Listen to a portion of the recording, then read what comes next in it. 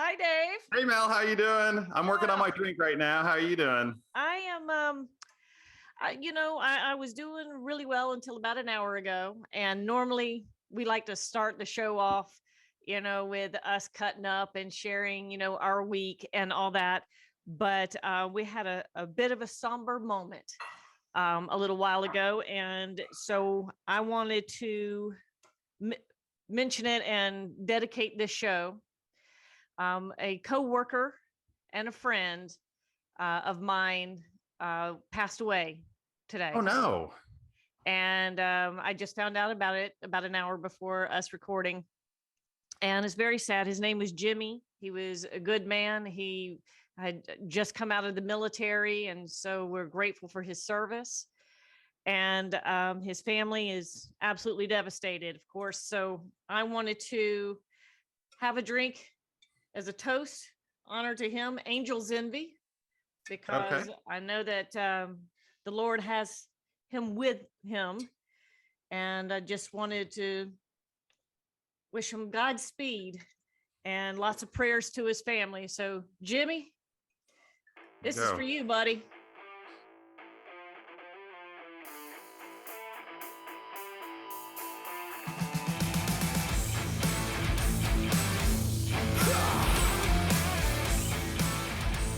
So, what shenanigans have you been up to this week? I've just recovered from my little bout with COVID, so I'm just nothing's going on. Last weekend was just a nothing weekend. Crappy weather. We had the snow, but so nothing really at all. I'm That was just the shittiest snowstorm ever. we got a lot of snow kind of up at Michelle's house, so that was Oh, I'm nice. sure. Yeah, Yeah. no, it snowed all day and not a flake stuck to the ground. It was so disappointing. We had plenty of stick up there. It was crazy. Well, it was 33 to 35 degrees here all day. Oh, weird. So, It's yeah, crazy. Just a little bit slight difference. And, you're probably 40 miles away from her. So that's kind of crazy. exactly. Anyway, cool. Yes. All right. Well, tell us about who we're about to meet up with tonight.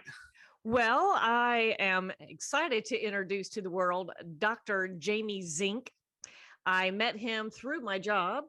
He's a third year resident doctor, obviously, and he will be going into the emergency department.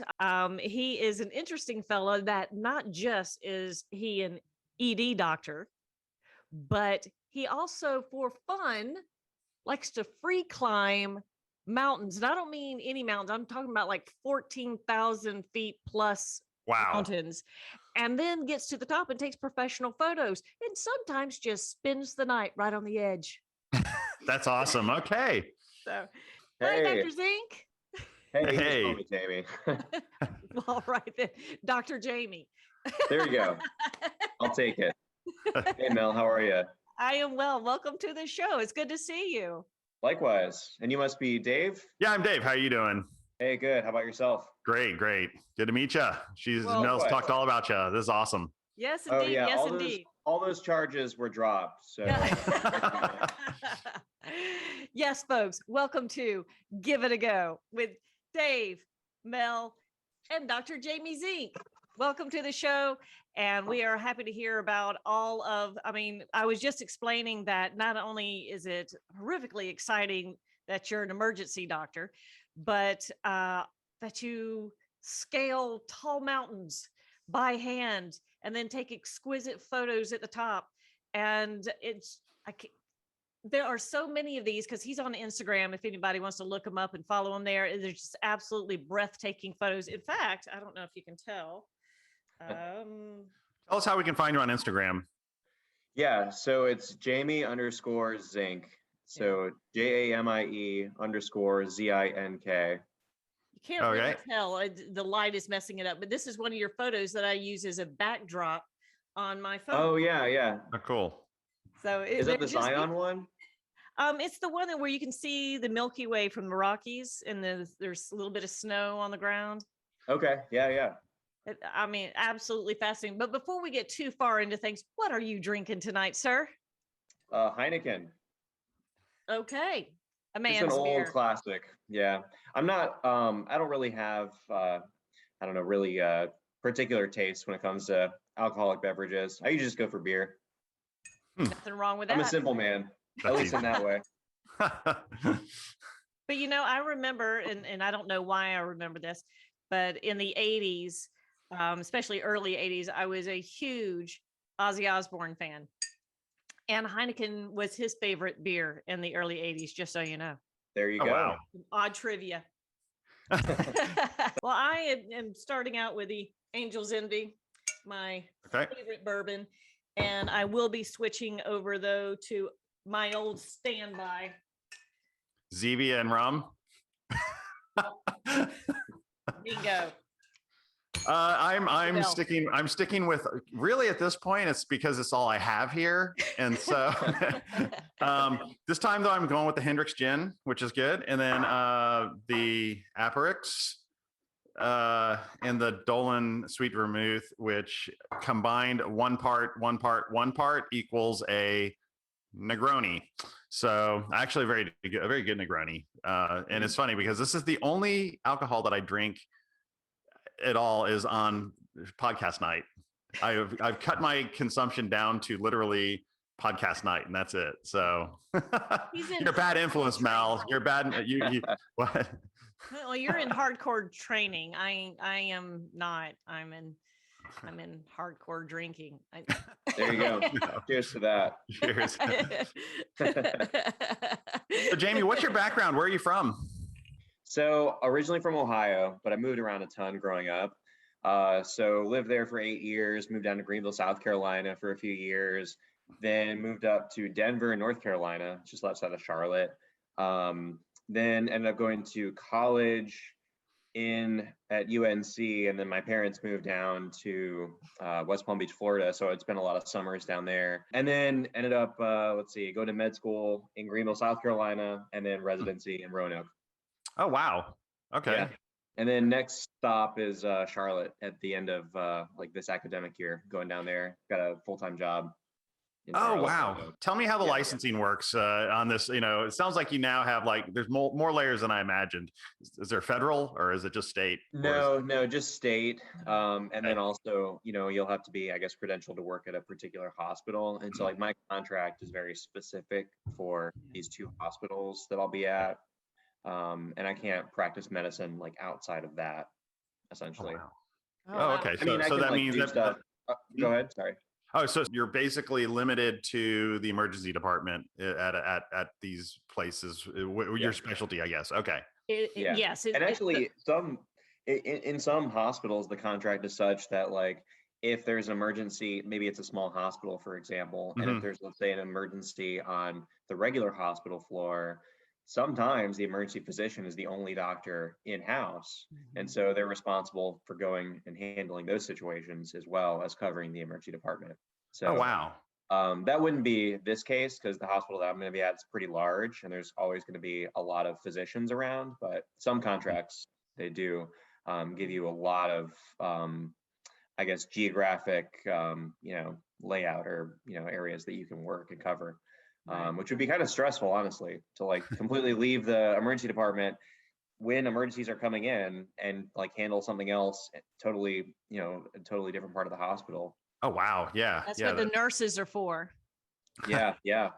But still, I mean, if I guess someone who's just a regular, I don't know what you call someone who's just in the hospital as a patient, and then you'd have to deal with some situation with them, and then you've got this whole department down the other side of the hospital that's taking in new patients that you need to. That would be pretty crazy and frenetic. I guess does that happen in the more small town rural hospitals and things? Is that sort of the right? Yeah, for sure. And a lot of those are staffed by family doctors too. And I mean, nothing wrong with family medicine, but they're not really trained to handle, acute emergencies. Okay. As emergency physicians are, it's just not within their specialty, but in some small towns where they don't have any other. That's why also too that they'll if a patient comes in and it's too much of a critical care situation, they'll send them off to someplace else because they just don't have the staff or the equipment to take care. Yeah. Mhm. So you mean like in a paramedic situation, they may call in something and they say go to somewhere else? Is that sort of Yes. how this Sure. works? Oh, okay. Now, Yeah. what's this? How would you define sort of, I guess, emergency medicine? What is the scope in your field for that? Is there a difference between what you do and what maybe someone who focuses on trauma or is trauma included in this? What's the sort of the circles? Because I only work with emergency medicine providers. So whether they're PAs, MPs, DOs, MDs. And then there's the other side, which is hospital medicine. So you come into the emergency room and then they decide, okay, you need to stay overnight. That's when you go over to the hospital medicine side. And Right. those doctors are very, very different people. Oh, yes. So I love talking to the EM docs because they do crazy, exciting shit like climb mountains and stuff. So where the HM doctors are very solemn and kind of chill, and Yeah. they've got a They're much more like Volvo. intellectual. I Ah. would say. Exactly. So yes, now take it from there because that's my setup. Yeah, no, I mean, that was a slam dunk. So emergency medicine handles any emergency that comes Mhm. in the door. So that could be a trauma. So we see a lot of car wrecks, or, honestly, the most common is, older people that fall and they Mhm. hit their head or whatever, and maybe they're on blood thinners. And so, there's that side of things, the trauma side, and then also medical. So people that come in with strokes or heart attacks or, Right. whatever, any number of emergencies. And we're basically trained to manage whatever walks in the door, no matter how much of a train wreck they might be. Wow. Exactly. So do you end up so in a way to is you have to, in a sense, have a piece of every specialty kind of in your pocket, but in a Yeah. way that may not be necessarily a very fine level of detail of understanding maybe, but something a little bit more in the bigger picture of each specialty to kind of go, okay, this is, this guy's here, we need to get his blood pressure back down, or, you're not, Yeah, yeah. it's not a refined process. It's a more of a reactive, be able to do it all, right?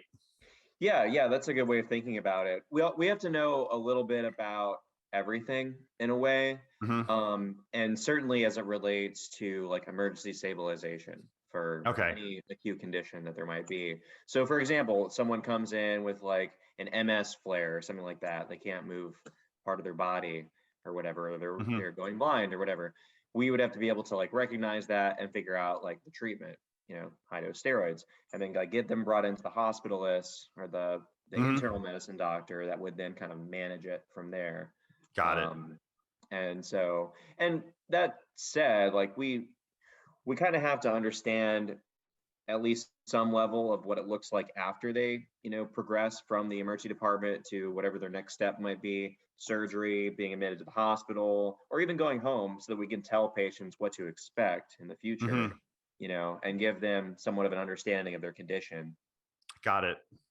Oh, The great- fascinating. The great Wow. thing about the EM docs is that they are such a plethora of what comes in through the door, as he was, explaining, and that you're constantly jumping from one to the next to the next. Right. Yeah. Oh, yeah.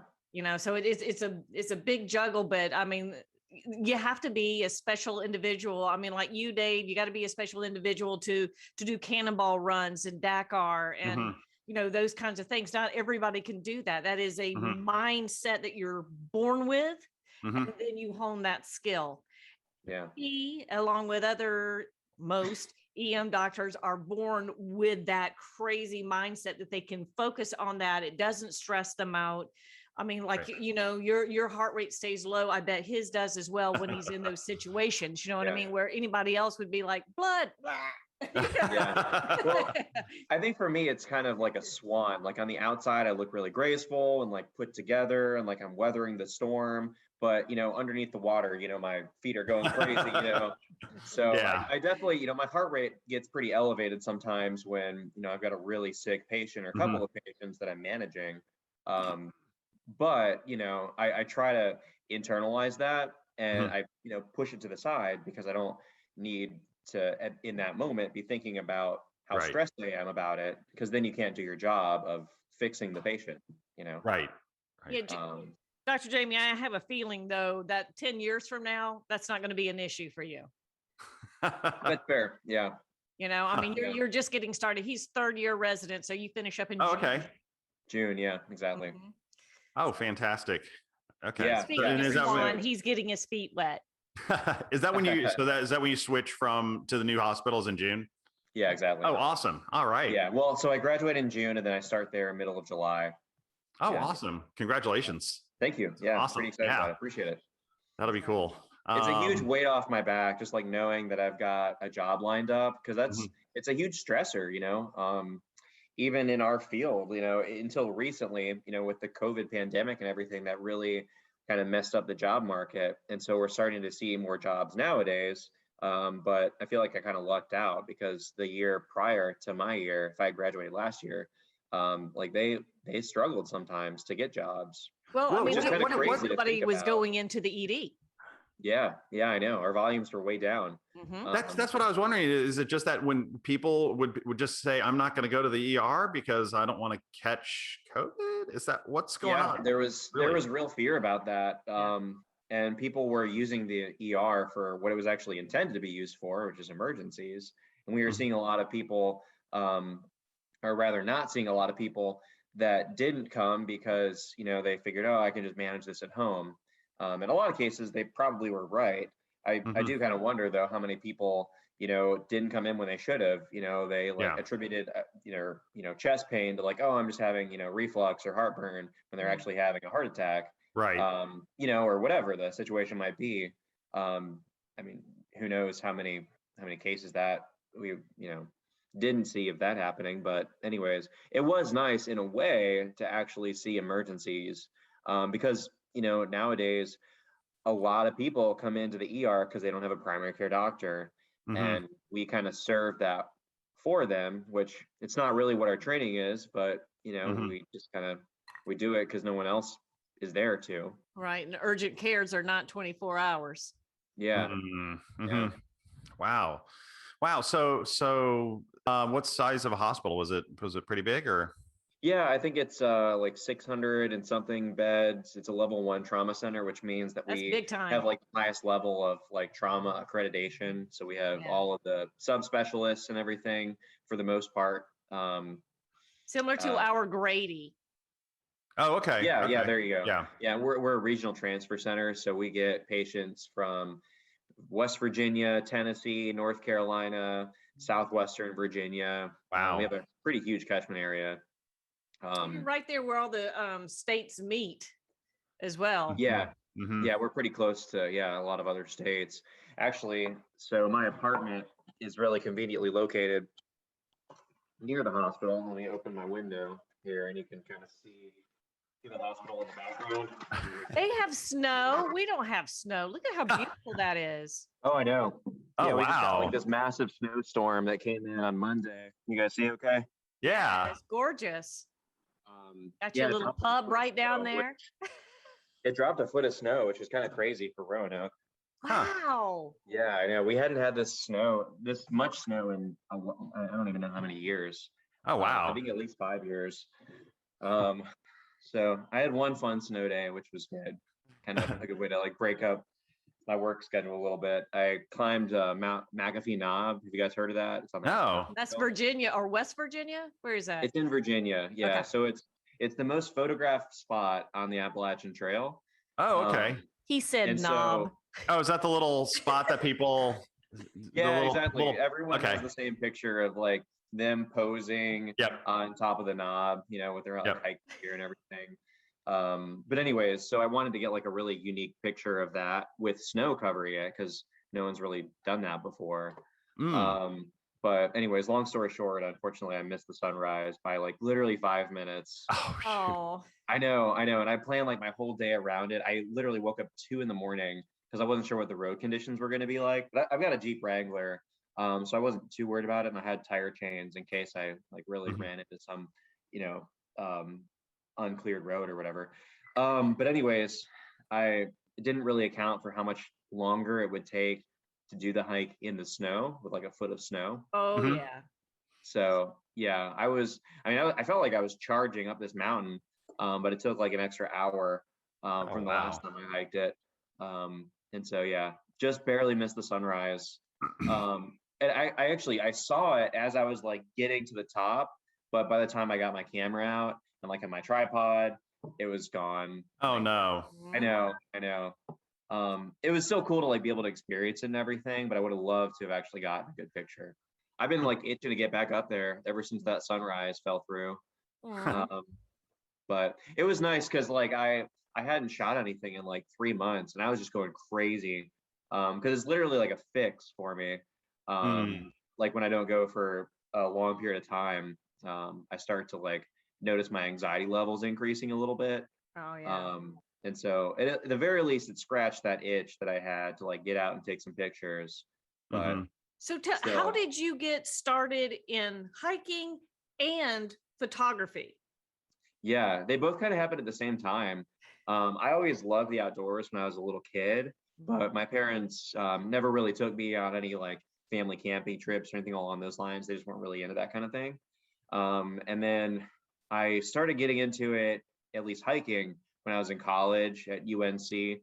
There's not really any mountains there, but there's some nice like trails in this really pretty forest that I would go running on and do some hiking.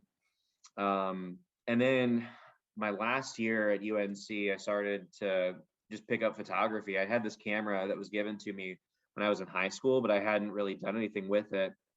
And I just thought to myself, like, how cool would it be to just randomly to just know how to take pictures and how to make them really look, stunning and not just something that you scroll through on your Instagram or whatever, but like to actually like stop people in their tracks. And so I just kind of nerded out that semester and I went to the library and picked out like 6 textbooks on photography and just like blasted through them and then just would spend my free time like practicing, just taking pictures at UNC. And then I just combined them that next summer when I graduated college and was going off to med school. I had like a month or 2 off. And so I just took my camera with me on all these fun like backpacking trips. I didn't know what the hell I was doing in terms of like backpacking or camping or anything. I'd just gone hiking before with friends.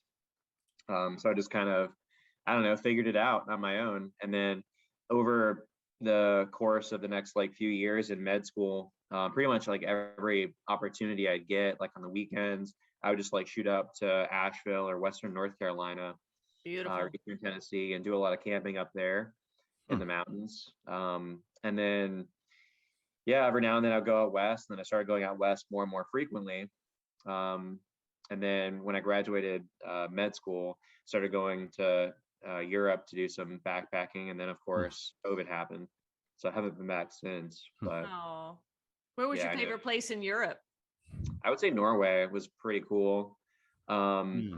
Yeah, so it's between Norway and the Italian Alps, I would say. Nice.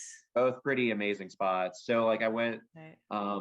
to northern Norway on the Lofoten archipelago. It's like this 200 and something mile long, beautiful islands that they literally like the mountains just like shoot straight out of the sea. It's crazy. Wow. Is that the fjords?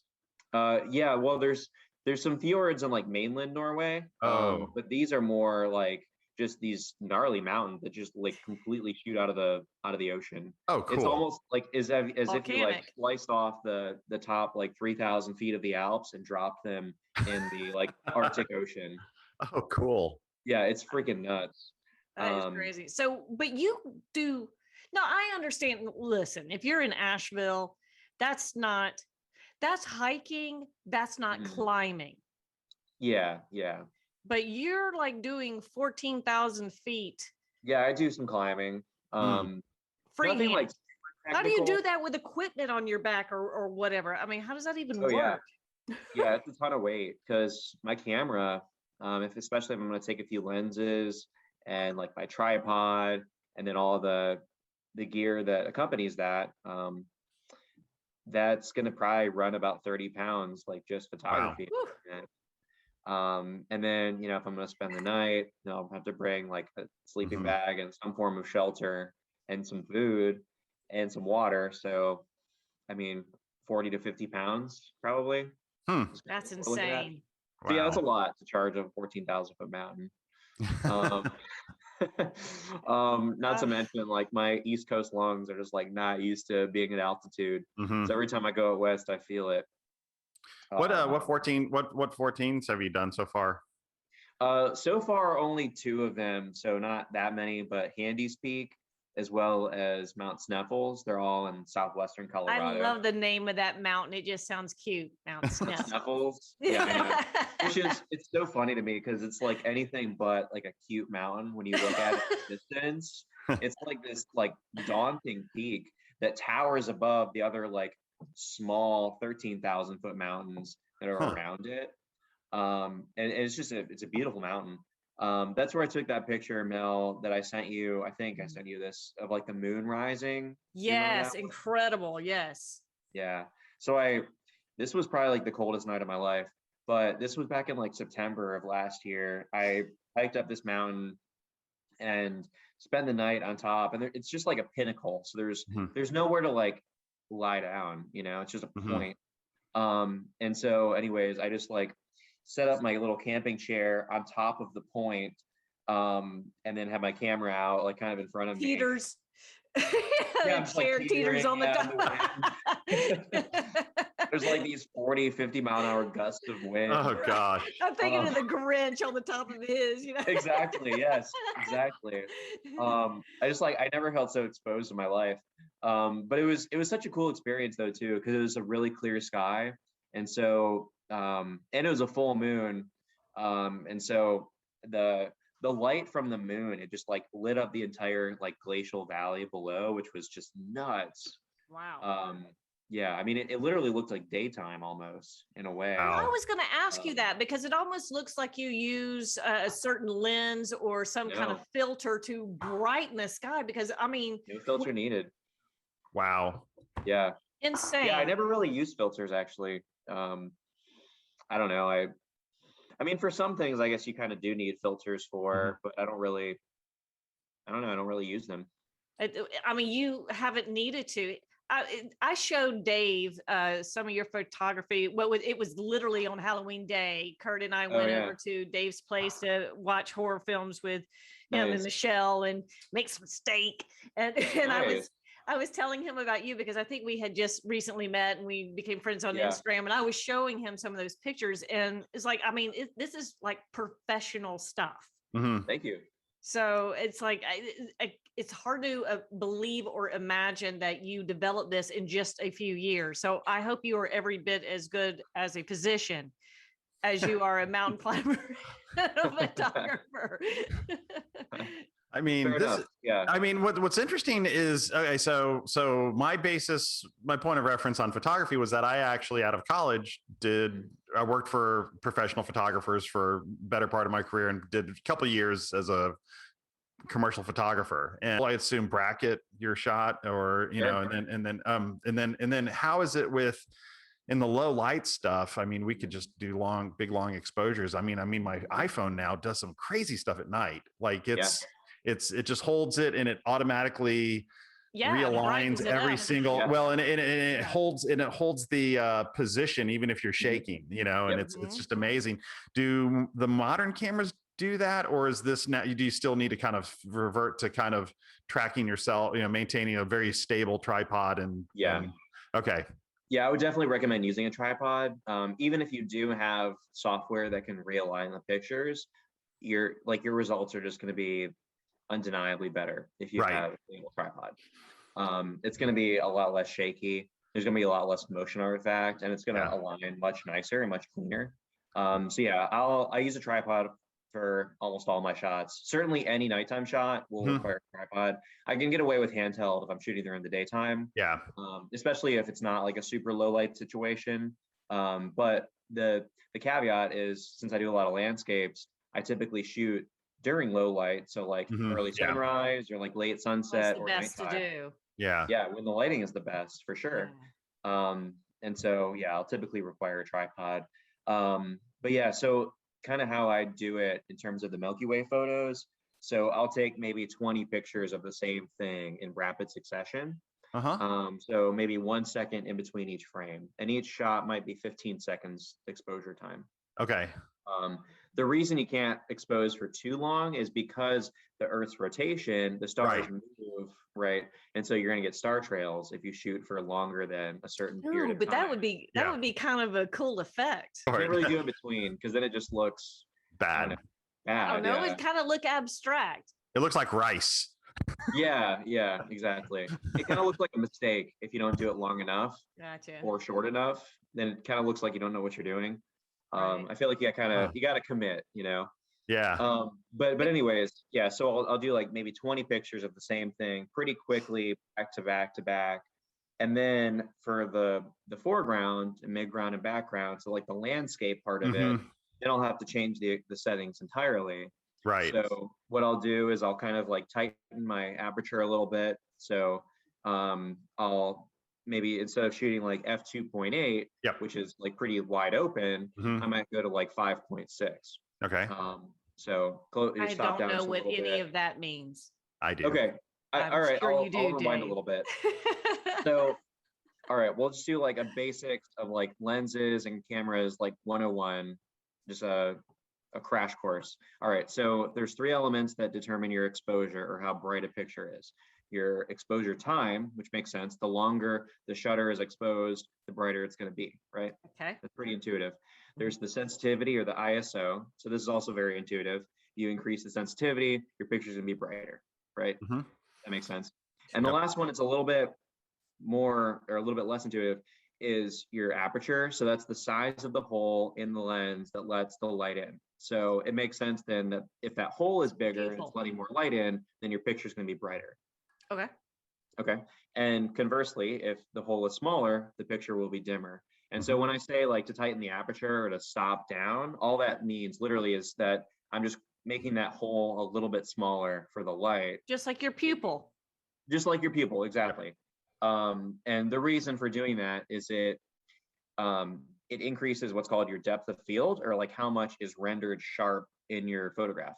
So something with a shallow depth of field might be like a portrait shot where like the person's eyes are like very sharp in focus, and maybe their nose or like something in the background is like a little bit softer. Yes, please. Yeah, which is like it looks good for like a but for like a landscape where like everything's really sharp, you probably have a smaller aperture. Yep. Right. So anyways, we can go good on these, but soften that, please. Yes. so here I'll play with zoom. Here's f2.8 where it's wide open. It's cool. Okay. Let's see if there it goes. Yes, it blurs. Yeah, exactly. It blurs the background. And then that'd be f16. It'd be or f22 where it's totally teeny tiny. But yeah, exactly. But you then have to compensate with your ISO, which is your sensitivity. So imagine getting a suntan, Mel. Your skin, you're an ISO 400. You're very fast to burn, and then someone like myself would probably be a little bit slower to burn. So there you go. Show off. So let me ask you something about when you approach a trip. Are you hiking to get the shot, or is the shot a part of the hike? Oh, that's a good question. I would say that I'm more hiking to get the shot, but at the same time, like it's all part of the trip. Got it. If that makes sense. But yeah, that's an interesting question. Because I will think that you come across misuse or things that you weren't expecting. I mean, you're going for a goal, but you find nuggets. But I enjoy the way. Yeah. Exactly. Yeah, I enjoy the trip for sure.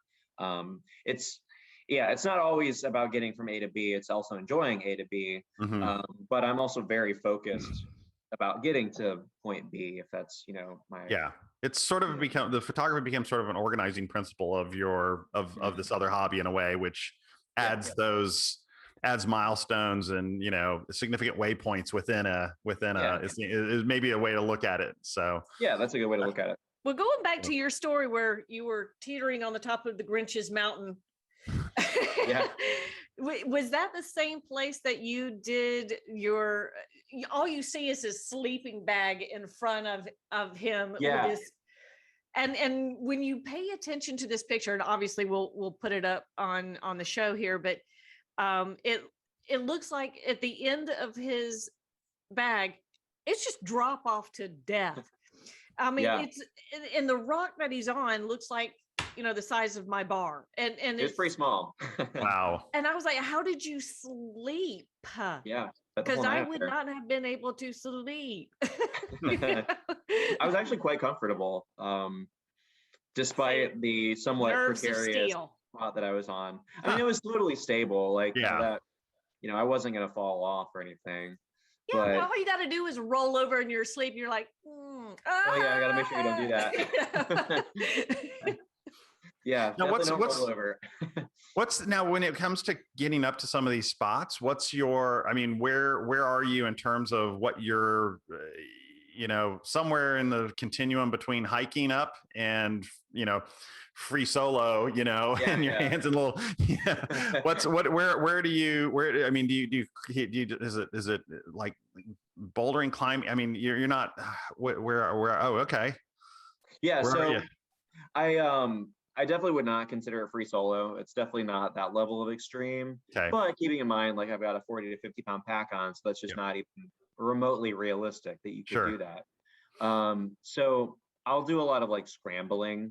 So you're on all fours, and it might be like not a completely vertical pitch, but like a 60 degrees or something like that. Yeah. Which is still quite steep, for sure. But yeah, I don't use any ropes or any like special equipment. It's nothing that's like really technical. Really anyone that's in, I would say, good enough physical condition could do it. As long as you're not like, if you have decent balance, Right. But yeah. You need your own pet mountain goat to just carry your equipment up. Yeah, exactly. Yeah. That would be really nice. Just, your apartment's big enough to keep him. So, Exactly. Now that amazes me. I mean, I'm in pretty good shape. I work out at least, 5 days a week. Dave, is in training for his Dakar stuff, but I just can't imagine. I mean, 14,000 feet on a level plane carrying 50 pounds just seems daunting. Oh, sure. Yeah. But You'd be feeling it just walking down the street trying to go from restaurant to restaurant and Telluride at, I mean, what is that? Yeah. 10,000 feet. Yeah. Exactly. That'll wear you out just walking around town. Right. Well, Dave. Yeah. When you're at 14,000 feet going up a 50 degree pitch, it's carrying a 40 to 50 pound pack. You definitely feel it. It's a lot. Right. I mean, Dave, you were experiencing on your trip out wherever out west where you were starting to get you were starting to get the sickness of being up in the elevation, weren't you, at some point? There was that's why I went up a week early. Just to acclimatize, and we made sure to we stationed ourselves in Montrose, which I think is close to 8,000 feet, maybe 7,500 or so, and then we went up to went up to Telluride and stuff. Unfortunately, I'd injured my leg during the trip up. I had a wreck while riding in sand dunes in Oklahoma, and so I couldn't walk really well. My goal was to actually do some really big hikes and really acclimatize before this race. And we still got out though and played around like Black Canyon and some of these other places that were pretty awesome. So have you been to Black Canyon before? Black Canyon of Gunnison? Yeah, it's amazing. It's amazing. Yeah. What's amazing about this place, Melina, is that and Michelle has become conditioned now to this kind of explosive, oh my God, kind of moment. And from driving around up in these areas, you're driving along and we didn't know what Black Canyon was. I mean, people had just said, oh, you're in Montrose, you should go up to Black Canyon. So we're like, okay, sure. And we're just driving around and it's just scrub brush and just your typical high desert types of things. And then all of a sudden you just come around a corner and it's just like, and this canyon, unlike the Grand Canyon, which, when you look across, you're looking maybe 3 or 4 miles across the canyon. Black Canyon is, I think they said it's at this one point, it's actually deeper than it is wide. So it's like 1,700 feet across, but then another 2,200 feet to the bottom. And so it has this very visceral sense of this huge hole. It's just, and we were there at night as well. We went back at night. We just to look at the stars and everything, because it's considered one of there's an astronomy society that Like a dark site. Dark side, yeah, and they have designated that as one of these spots, and they actually have tours where where you can sign up, and they'll actually do a nighttime star tour, which is amazing. So I was just out there in September of this past year. I only spent, I think, 2 days at Black Canyon of the Gunnison. yeah, But that was actually, I think, 2 days before I climbed Mount Sneffels, the one that I just told you about. okay, Because I spent some time there at Montrose to just kind of like work my way up to elevation. And I took a couple of days to build up to 14,000 feet. yeah. I can imagine. Yeah. And otherwise it's unsafe to do that. So I would definitely not recommend anyone just like charge up 14,000 feet if they haven't spent any time at altitude, like a day or two at least before. Well, I assure you, if it was me climbing the mountain, there would be no charging up. No charge. Well, I made the mistake once of when I was in college. I was the president of our ski club, and I led a trip out there. And so I got out there a day early, and I landed, and I'm like, I'm going to get a half day of skiing in. I landed. It was actually in Telluride, and I landed, Denver, and then we jumped over to Montrose. Yeah. I hauled butt to Telluride, got all myself checked in, got my gear, went out to the lift, hopped on the lift, went up, and I'm at probably, 12,800 feet or something like that. And by the time I got up there, I was about to absolutely go fetal with the pain in my head. It was the most crazy, hard headache I'd ever had, just from flying, and then bump, and it just went straight Jamie, up to how altitude. would you treat that? I would recommend going down. Yes. Descent. Viagra? Is that really all it is just coming down the mountain, and it just regulates? Because that's very different if you're deep sea diving and you're having to come up. Correct. Yeah, very different. But yeah, the end result of like treating any mountain illness pretty much is just descent. That's kind of the end of the line. But yeah, for acute mountain illness, you can take some ibuprofen, which might help with your headache a little bit. But until you descend, it's not really going to get too much better. Yeah. Some people can take Diamox or acetazolamide a couple days before they go up to altitude, and that can help you acclimate faster. Is that a prescription or? Yeah, it would be a prescription. Yeah, exactly. Okay. I unfortunately am allergic to it, so I can't take it, which is a huge bummer. So I got to do it the old-fashioned way. But it is what it is. But yeah, you can potentially get really sick though from going up to people that do Everest are always like dropping because of that, Oh, sure. You can die from it. It can be really, really severe. You'll appreciate this story. When I was in high school, one of our and I went to a pretty good private school in Dallas. So that, the kids I was not one of these kids, but there were kids in my class whose dads were doctors and, various, capacities. And the teacher said, well, what did you guys do this summer? And this one student said, well, my dad was doing this clinical trial research trip we went to the Himalayas, went to this place called Choyoyu. And, it was all about some medicine for high altitude sickness. And he was like, this teacher, of course, was, very much of a hiker kind of person. Was like, you went to Choyoyu, really? And he's like, yeah. He goes, what was it like? He's like, just like a big pile of rock. And this student was kind of, he was this sort of flamboyant kind of guy anyways. He's like, it was just a big dirty pile of rocks.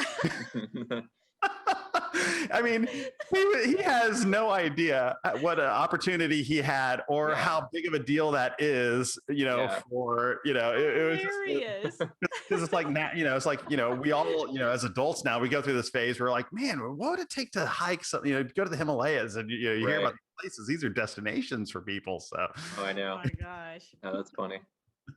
So Black Rock Canyon. Yeah. Yeah. It was pretty cool. Well, Dr. Jamie, we are just thrilled that you came on with us today.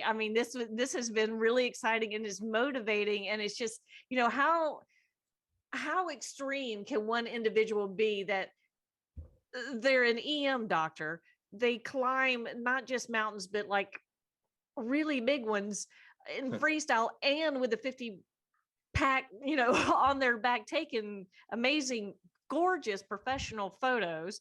I mean, what's your future? I mean, I know that you're going to be starting your career, is it'll be official, and then Mhm. you will spend the rest of your life paying off student loans. But, but what how it what works. yes, but what are your do you have anything on deck for the next adventure, where you're going to climb next? What photos are you going to take? What's down the road? Yeah, so the next big trip is after I finish residency. I'm going to drive out west to probably go to Colorado, Wyoming, Montana, and hit Mhm. some peaks out there. Wonderful. Yeah, I got a couple of Milky Way shots lined up. I don't want to like tell you guys yet because it's a little early right now, but I'll let you know. We'll This keep in touch sounds for like a sure. part two. Awesome. That sounds great. For sure, for sure. And we'll definitely have to, you know, plan something for all of us to go and hit the Yes. outside the Blue Ridge and check that. That would be a lot of fun as well. Yep. Yeah, Well, I love that. I'm just super excited for you. I know Dave is as well. I Mhm. mean, you have Thank you. been fantastic. We wish you all the best success in the world. Go and save Likewise. lives. I mean, God bless you for what you do. Thank you. I really Oh. appreciate that. That means a lot. Well, everybody, we're going to end it with a toast. You know the words. Pick up your glass and let's give it a go here. No matter where you've been, been, or who or you who you know, pick up the pick up courage the courage. and give it a give go. it a There we go. go. There we go. Cheers. Cheers, guys. Nailed it.